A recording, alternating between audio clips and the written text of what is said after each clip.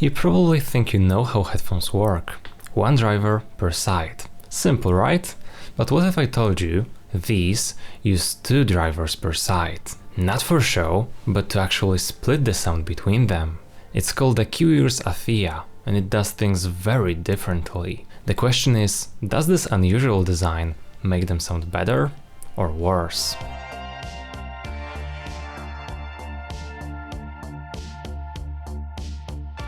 Before we get started, go ahead and hit that like button.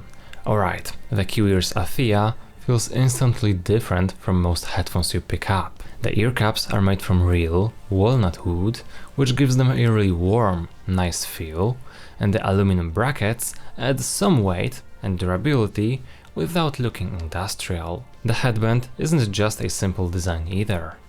The suspension strap adjusts automatically on stretchy rubber bands, and the entire headband assembly can move up and down on a slider for a more precise fit through adjustment. That makes it sit comfortably on your head without putting too much pressure on the top. The ear pads are vegan leather, soft, and they form a decent seal. For some reason, they have a very generic feel though. For shorter sessions, it's super comfortable. Even for a couple of hours, it's fine. But your ears might start to feel a little warm because the cups aren't huge. Also, the ear openings aren't massive.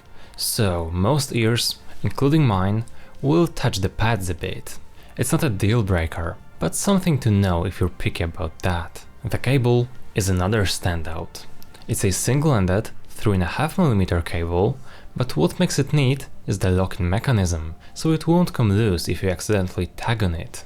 The cable itself mixes braided nylon with a softer, rubberized section near the caps, which helps to keep it flexible and perhaps reduces microphonics, but unfortunately it is still quite a bit microphonic. Regardless, it's a nice step up from the generic cables you usually get in this price range.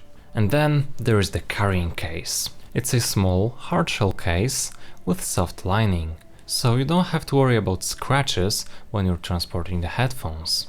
Overall, the Atheia keeps a balance between premium aesthetics and everyday comfort. It's not heavy and it doesn't feel very cheap. Many companies outside of the headphone world, when making their first headphones, tend to create something that feels generic and really OEM. But the Atheia avoids that entirely. Before we dive back to the amazing sound of the Kiwi Ears Atheia, I want to talk about the source. Specifically, the SMSL PS200 Pro DAC. I've tried the PS100 and the original PS200 before, and they provided a basic sound without any glaring issues at a super low price point. But the new PS200 Pro turns things up a notch, staying the same incredibly compact size. It offers a cleaner, more defined sound thanks to internal enhancements and the functional aluminum alloy chassis, which surely blocks out external interference. So if you're looking for a perfect, affordable partner, the SMSL PS200 Pro is an absolute ideal little DAC for the Kiwi Ears Atheia, or other similarly or even higher priced speakers or headphone setups. Check out the links below to learn more about it. The Atheia's standout feature is its dual driver hybrid design. A 50mm dynamic driver is working in tandem with a 14.5mm planar magnetic driver. The idea is that the dynamic handles the heavier low end, all the slam and full-bodied bass, while the planar driver takes care of the upper mids and treble, especially in the textures and detail region. That lets each driver do what it's best suited for, instead of forcing one driver to do everything. To support that, the internal acoustic architecture is tuned to balance resonances between 2 driver systems. Kiwi Ears went with wooden ear caps that help tame coloration and resonance. They paired it with aluminum alloy brackets to add stability and reduce vibrational flex. The cable system is also part of the tech design. The Atheia uses a unique left-right cable configuration where swapping the ends breaks operation, which is essential because the dual driver layout demands specific routing. First, the impedance is listed at 32 ohms. That's nice and low, meaning the Atheia is easy to drive from most DACs, amps, or even quality portables. With sensitivity of around 108 dB per milliwatt, you won't need huge amplification to get satisfying listening levels. But what I found is that due to the unusual design and two separate drivers, a better amp gives noticeably tighter control and cleaner separation. The frequency range is spec'd from 20 Hz up to 40 kHz. Yes, the top end is way beyond what we hear, but this tells us the drivers, especially the planar component, are capable of extending treble and subtle overtones or harmonics. For distortion, according to Kiwi Ears, it stays below 0.5% at 1 mW. That's reasonable for this type of hybrid design.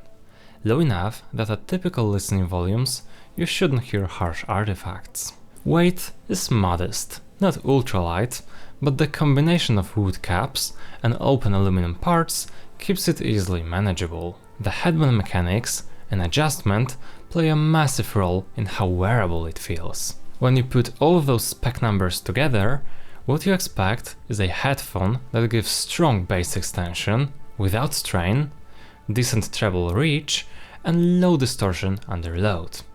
Also, driver synergy that theoretically minimizes audible transition between driver zones. Whether it succeeds at any of that, we'll get to in just a moment. But before that, since you're still watching the video, you can go ahead and subscribe to my channel. When I first listened to the Kiwi Ears Atheia, the first thing that hit me was just how big it sounds. For a closed-back headphone, the Soundstage is surprisingly open and wide. It almost feels like you're listening to a semi-open design. Everything feels spread out, with the sense of air and depth that you just don't expect for something sealed off. The bass is one of the most impressive parts here. It's punchy, energetic, and digs really deep. There is great extension all the way down, and that sub-bass rumble gives electronic and cinematic tracks a lot of weight and excitement. It's definitely tuned to be engaging. Now, one thing that stood out to me pretty quickly is how the Atheia exaggerates reverb in recordings. It gives tracks this sort of larger-than-life, atmospheric character. It makes certain songs sound huge and immersive, but when things get busy or complex, that extra reverb effect can make the sound a bit messy or diffuse. Vocals are a bit of a mixed bag.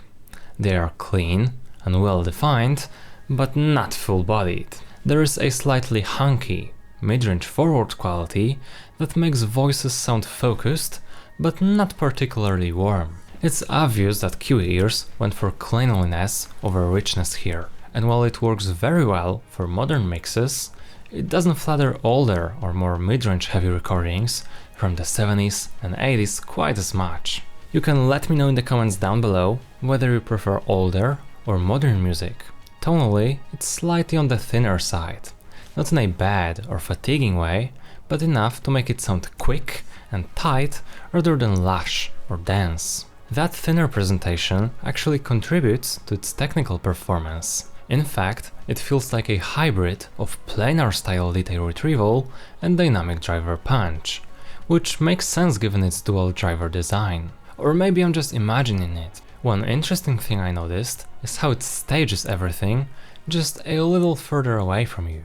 Instruments and vocals feel like they are pushed a step back. It's a cool effect that adds the sense of spaciousness, but it does make some tracks sound a bit more distant than intimate. I like that effect quite a lot, as it showed me a different perspective on tracks I already knew very well. Overall, the Atheia has a very distinct personality. Super spacious, clean, detailed, and fast, with bass that really slams and a top end that keeps things lively. It's not a warm or a cozy sounding headphone, but if you like something that's open, precise, and full of energy, it definitely stands out from the crowd.